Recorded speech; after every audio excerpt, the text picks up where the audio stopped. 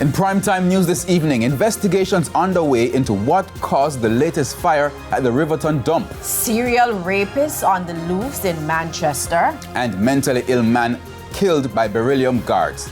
Good evening and welcome to Primetime News.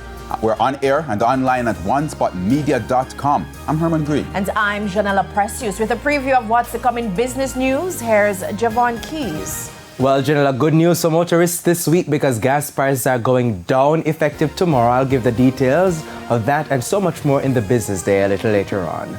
All right, and we go now for a preview of what's to come in sports. Jeremy?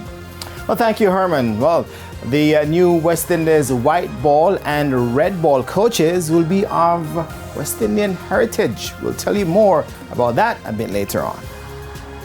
And Romain is not here, but he will have the weather report and forecast later in the newscast. There's also sports commentary and E-Prime. But before the break, the feedback question. Our question this evening. Following news that a Jamaican was found dead in the streets of Mexico, what do you make of efforts by Jamaicans to cross into the U.S. via the Mexico border? You can share comments online, facebook.com/televisionjamaica and tweet us at TVJ News Center. Please stay tuned. Primetime News returns after this break.